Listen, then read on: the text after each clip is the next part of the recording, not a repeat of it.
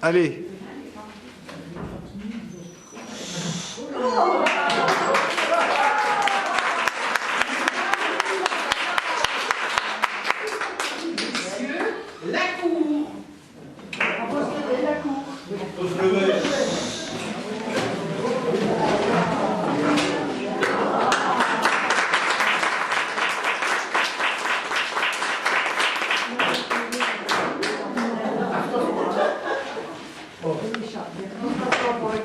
Parce que si on attend qu'elle nous fasse tout ce soir...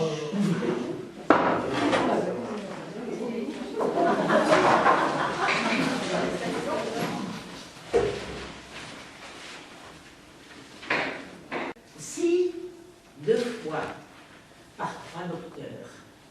Mais ce qui me console, c'est qu'ils se sont bien trompés. C'est bizarre. Il me semble que je vous connais. Vous n'avez jamais eu affaire à moi? Si, une fois, il y a 5 ans. Ah, c'était pour un détournement de mineur, je crois. Juste, j'étais bien partie avec un mineur. Ça faisait 35 ans qu'il travaillait dans une mine. Quel âge avez-vous? 38 ans. Mais vous m'avez déjà dit ça la dernière fois. Eh ben, ça prouve que je ne suis pas une menteuse. Que je ne suis pas de ces femmes qui disent tantôt une chose et tantôt une autre. Vous avez tué votre mari, pourquoi?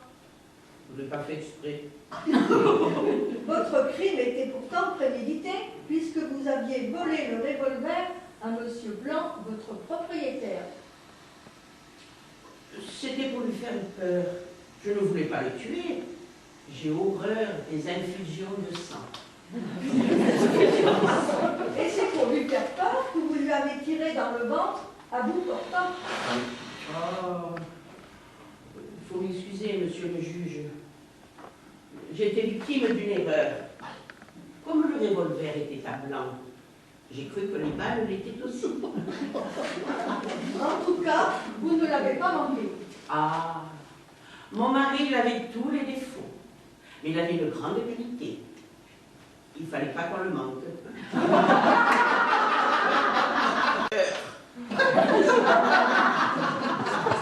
Et c'est pour cela que vous lui avez donné la mort. Il était pourtant très beau garçon. Ah, il était frais. Il se rinçait les dents à l'encre de Chine, il était fada, il avait les jambes marquées et il faisait pipi entre parenthèses. Vous appelez ça ces beaux garçons? Mon Dieu. Mais les femmes ne sont pas difficiles, vous savez.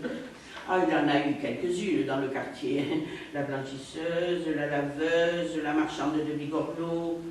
Je crois qu'à part la repasseuse, il les a toutes repassées.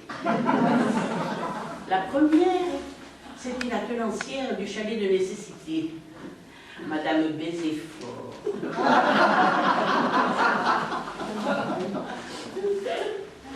Une femme qu'on lui aurait donné le bon Dieu sans confection. La deuxième, c'était la femme d'un grec, Madame Ocute Afalmounos. Elle était vilaine, comme les contributions. Elle avait un nez, monsieur le juge, que chaque fois qu'elle nous revenait en face, on aurait dit le tunnel du Simplon. Et avec ça, des seins. Des seins. Des seins, monsieur le juge. Des seins que chaque fois qu'elle tirait le lit, elle se les prenait sous les roulettes. C'est bon, c'est bon. Je ne vous demande pas de détails. Vous n'avez plus rien à dire pour votre défense? J'ai tout simplement à dire que je ne regrette rien. Et que je demande des circonstances éternuantes. À vos souhaits, monsieur le juge. J'ai tué mon mari, c'est vrai. Mais avant de me condamner, messieurs, vous n'oublierez pas que je suis une pauvre veuve.